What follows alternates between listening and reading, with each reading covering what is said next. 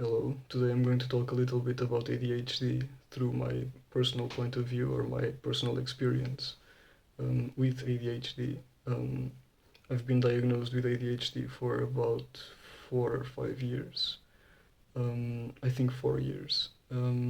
After the diagnosis of ADHD, I took another bunch of exams to diagnose me to see if I had autism or not because the conclusion of the diagnosis of ADHD was conclusive that I had inattentive type, but it indicated something more, and that's when the diagnosis of autism came later.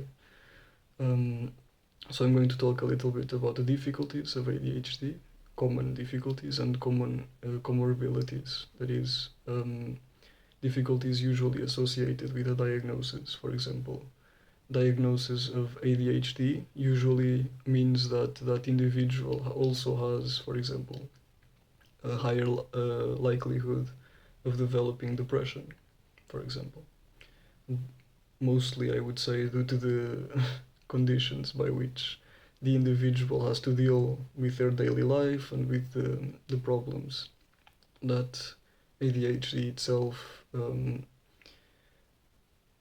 how it appears in the life of the individual, which we will talk about shortly.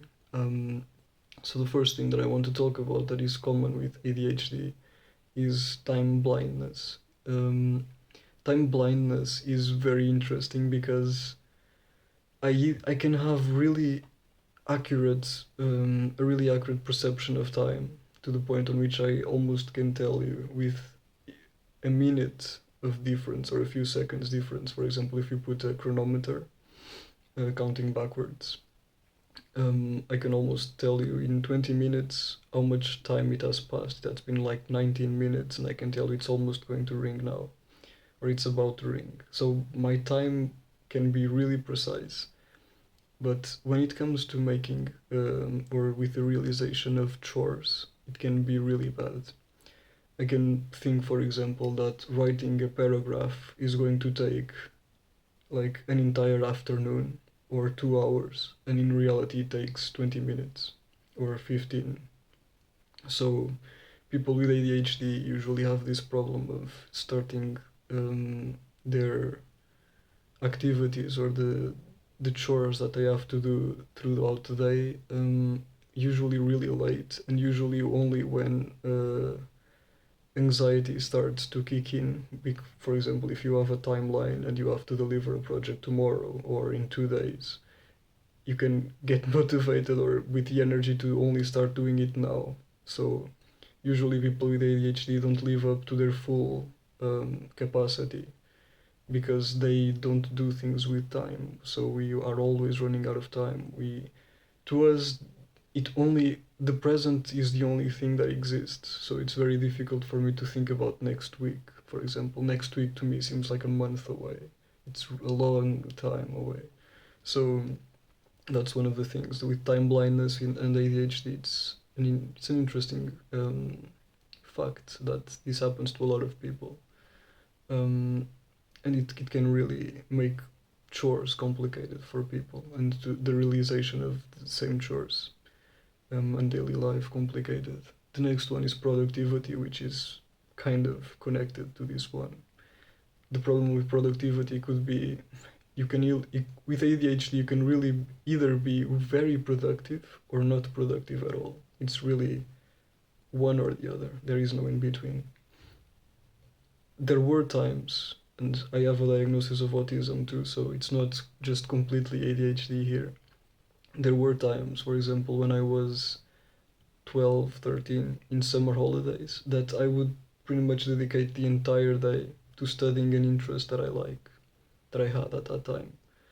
And I could spend hours and hours on that interest. But at the same time, if someone told me to go outside and get the clothes because they are done drying in the sun, so I have to take the clothes inside so that they put them in their place, something that takes like 10 minutes, I wouldn't do it. Not just because I didn't want to, but because it's almost like a lack of capacity to do a certain task or a certain chore if you are not if you don't feel like doing it, it really seems impossible to start a chore or a task, even if you have a timeline to define about doing said thing. It's very interesting, and it's usually it seems to be a lack of dopamine in the brain as well as neurodopamine. Um, these chemicals usually are associated with a sense of motivation or energy to do things outside of your body. For example, activity, let's say, or learning too. Learning can also be. um, it's also a component of those chemicals. It also helps you learn. It helps you be focused. It helps you be outside to project energy towards a task, let's say. And some studies seem to point, or there have been some interesting discoveries that people with ADHD could lack these neurochemicals, could lack the amount necessary of neurochemicals um, to engage in these tasks, or could have a lack of receptors in the brain that are then responsible for taking in these chemicals and then manifesting them in the brain um, to absorb them in a way. So medication can really help, which is another thing that I'm going to talk soon. Things that help in this case could be medication, exercise. Exercise has been proven to be very helpful both for autistic people and people with ADHD. 20 minutes of walking, or about, yes, 20 minutes of walking. I believe there was a study that said that 20 minutes of walking was the equivalent, um, or it helped significantly with some mental exercise that you could do later on after the walking, like reading or studying, that it could really help to do a little bit of exercise before and then do the thing that you have to do, because it seems to release some of the chemicals that seem to be missing in the quantities necessary in the brains of ADHD people. Another one would be mentorship, to have someone that pretty much puts you in your place, that sees if you are doing the things that you are supposed to do at the time that you're supposed to be doing them, if you have everything in check, in order. Another thing would be a plan, for example, to buy a timetable and trying to stick to it, which could be very difficult for people with ADHD. It could be helpful if you have a parent or a brother or sibling, whoever you want, or a mentor that can help you fulfill that plan that you want to do. Food is something that is very interesting too, because sugar creates spikes in your brain that can be very detrimental to both your energy and your health, of course. And that can shorten the period of time by which your medication lasts. Due to these spikes that it creates in your brain, it makes your brain absorb the neurochemicals faster. So it can shorten the time that your medication lasts. And it can also reduce some of that needed focus and not needed energy to produce a task, to engage in a task and actually complete it. Another one would be a written objective, written objectives. For example, on your whiteboard or on your notebook, or to have them in a place that you can see them, where you can check mark them.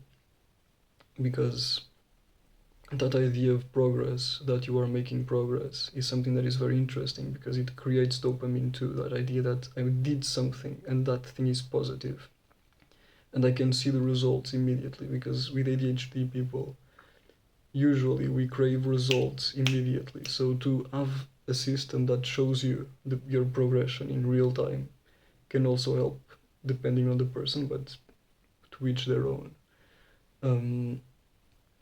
Let's go back to the bad side of ADHD now that I've given you some tips on how it can be helped.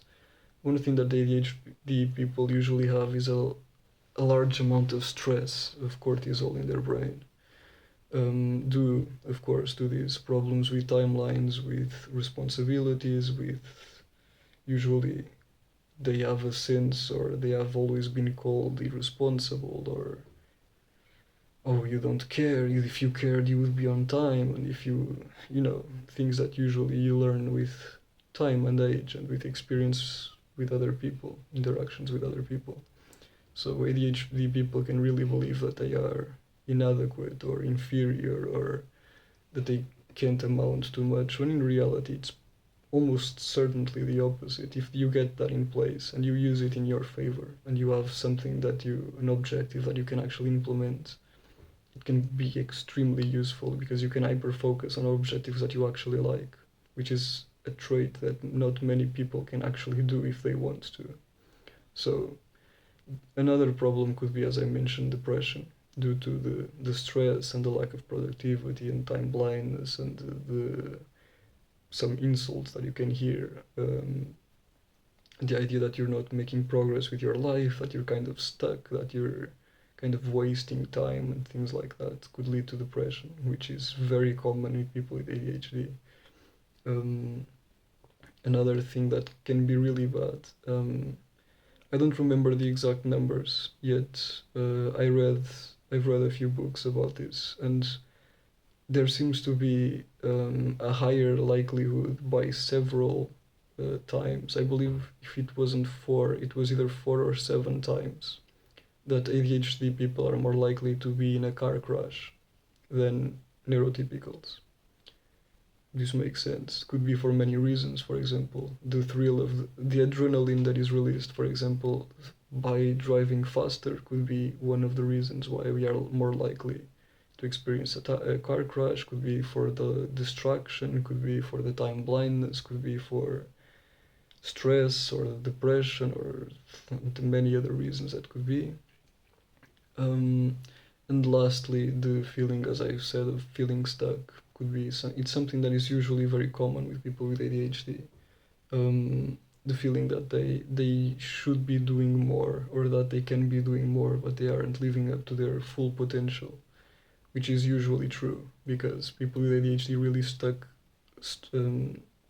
They have problems with, well, as I said, continuing tasks, initiating tasks. Usually they move up very quickly. For example, I am seeing a child in a school that has ADHD and autism. And his ADHD is in the inattentive type as mine is, but I believe it's far worse than mine was at his age. Um, on which I'm trying to do a task with him, for example, and he's constantly asking me, "What next? What next? What next? What next? What are you going to do next? What next? Can I do this next? Can I play the piano next? Can I write next? Can I paint next?" So it's never now with that kid. It's very interesting. It's always thinking about the future for that kid for in a very short period of time, but never actually doing not actually being in the present.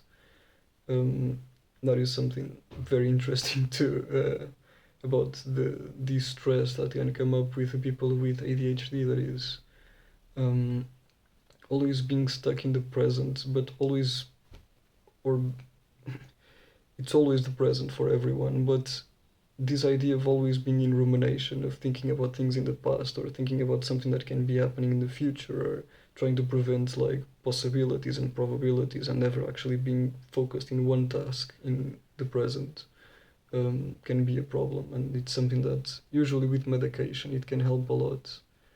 People sometimes don't like the idea of being medicated. I think it helps a lot. It helps me a lot, and I've been on medication for 4 years. Um, it helps a lot. So I think that's it. That's what I have to say. And yeah, if you have ADHD, or if you think that you have, or if you have any other comorbidity like depression or anxiety or stress or any other thing, it's probably a good idea to get yourself checked and to see if there's any medication that can help or any mentorship, any activity. Sports usually helps, as I said. Um, but anyway, I think that's it.